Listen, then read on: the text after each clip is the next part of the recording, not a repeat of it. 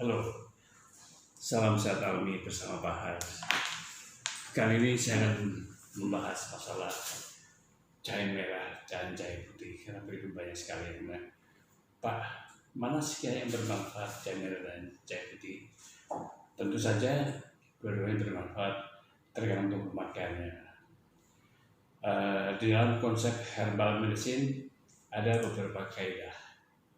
Kaidah pertama adalah kita harus memahami penyakit dan memahami obatnya apa.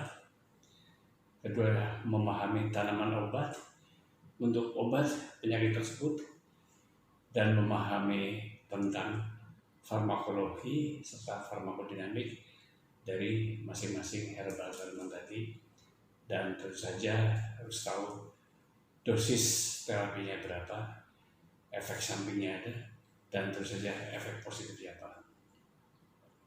Di dalam konsep pengobatan herbal medicine ini ada beberapa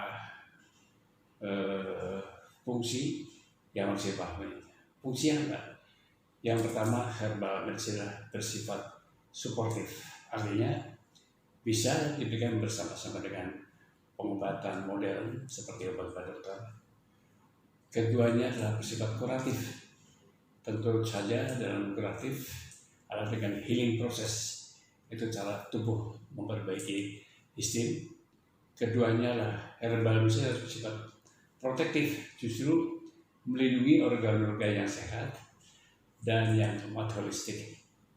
Tentu saja tidak bisa seperti kita sakit kepala minum obat sakit kepala langsung hilang, tetapi dia serang menyeluruh sehingga melalui proses yang biasanya antara minggu maupun bulan. Nah, banyak sekali pertanyaan sekarang muncul, bagaimana sih penggunaan obat-obat herbal? Khususnya adalah di sini ada jahe, ya, ini sedang in, dan juga lengkuas. Ya kan? Dalam pengobatan herbal medicine ada beberapa kategori. Yang pertama, tingkat yang paling rendah adalah itu yang dikatakan jamu atau tukang jamu. Kalau dulu jamu gendong, tapi sekarang sudah mulai modern dengan didorong. Nah, dalam pengobatan jamu gendong juga kita harus hati-hati.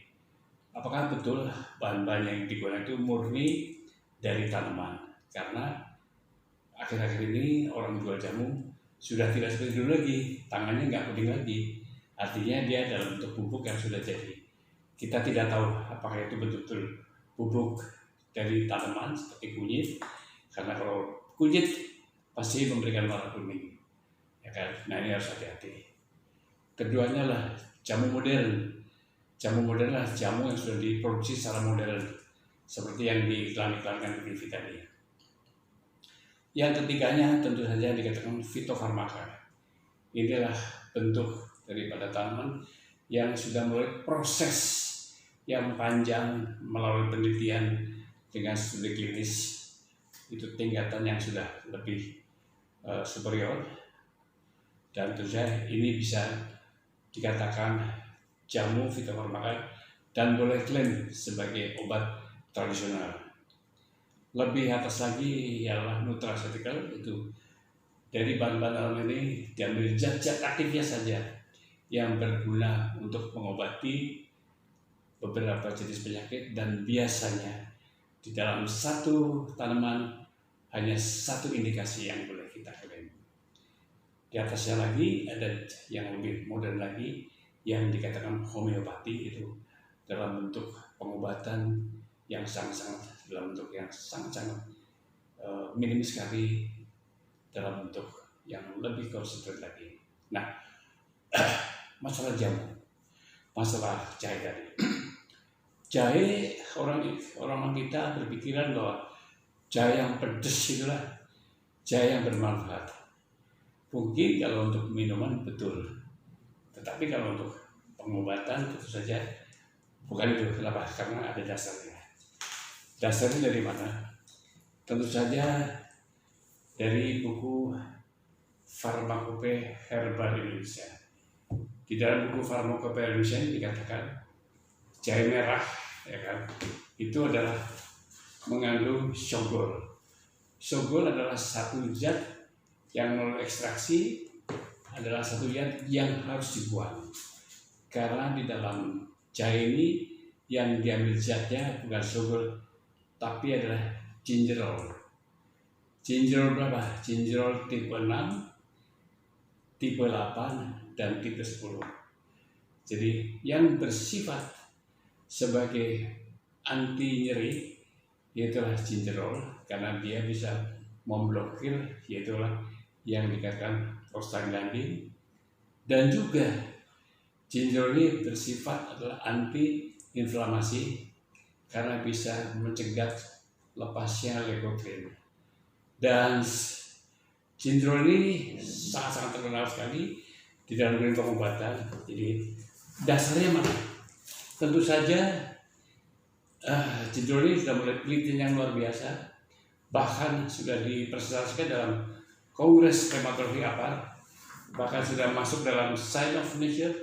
Di sini kan dikatakan adalah gingerol itu dari ekstrak jahe tadi bisa diklaim sebagai obat osteoartritis, dan tentu saja kita boleh mengatakan ini adalah obat tradisional yang murni betul-betul karena sudah mulai penelitian, dan bahkan di dalam beberapa studi klinis ini di sini salah satu produk yang diproduksi oleh Eurovita Denmark sekarang dipasarkan oleh pabrik farmasi Pfizer.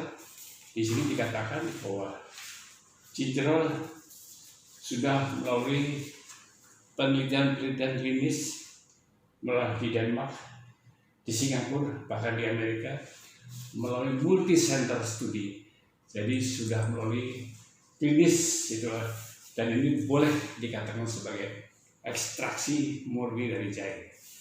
Jadi oleh karena itu tentu saja kalau dikatakan bagus yang mana antara jahe merah dan jahe putih, tentu saja kalau untuk pengobatan artritis jahe putih, karena jahe putih mengandung gingerol dan dia sedikit mengandung sogol.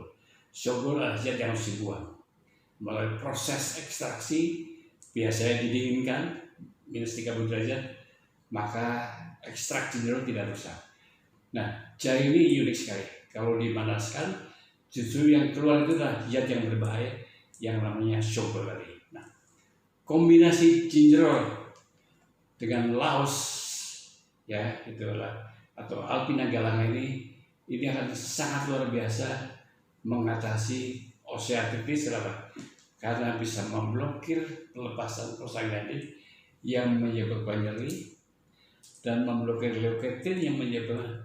Namun gingerol ini sangat-sangat selektif, tidak mengganggu lambung. Jadi kalau banyak yang tanya, Pak, mana yang benar? Tentu saja adalah jahe putih jauh lebih bermanfaat daripada jahe merah dengan pembuktian tadi, yaitu di Denmark, di Amerika, di Singapura. Nah, di antara jahe-jahe tadi, asalnya mulanya jahe adalah sebenarnya paling bagus adalah dari Cina. Karena kalau dari Cina adalah dia tidak terlalu panas, zat aktif gingerol sangat-sangat murni dan tinggi kandungannya.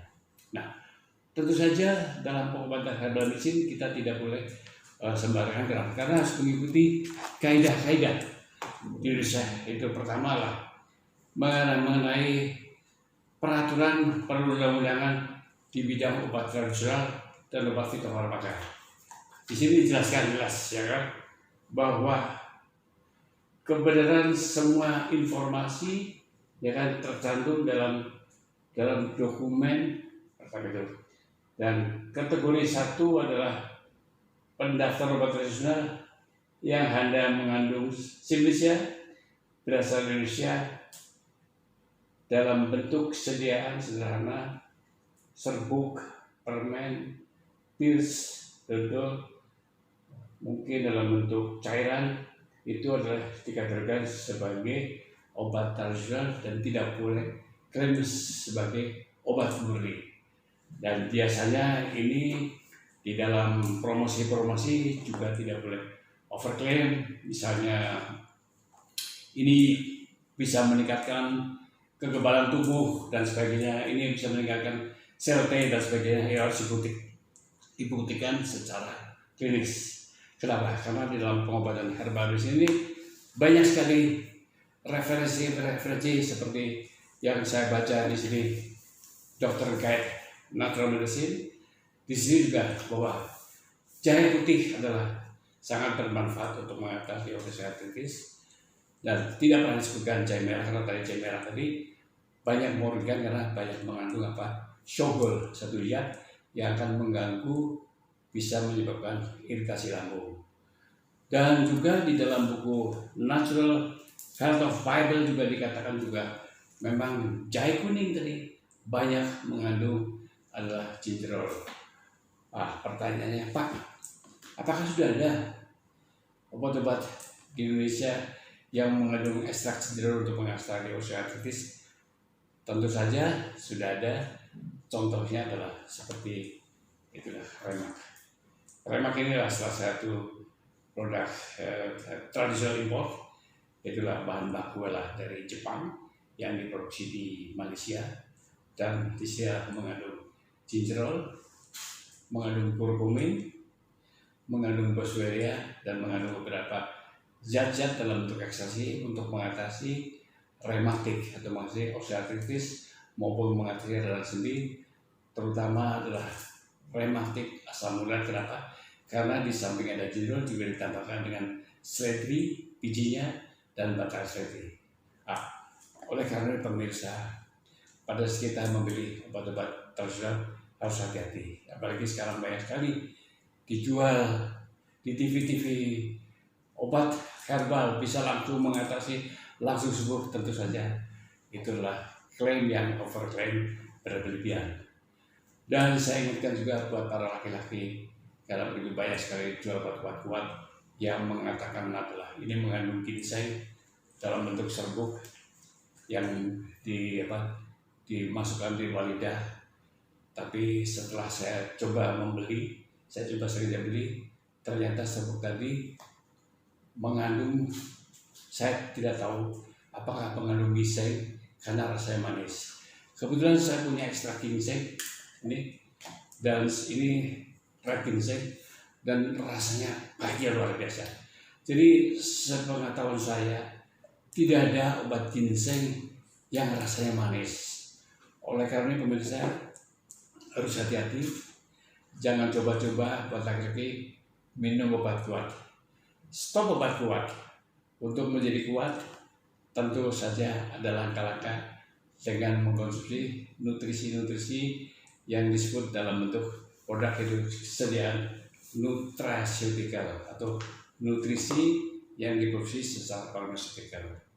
Nah, tentu saja sekali lagi buat laki-laki, stop obat kuat, tapi bagaimana kita supaya kuat alami?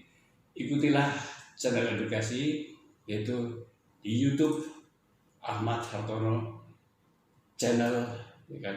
Silakan subscribe, like, bunyikan lonceng, dan disinilah tempat Anda menanyakan apakah fungsi dari herbal therapy.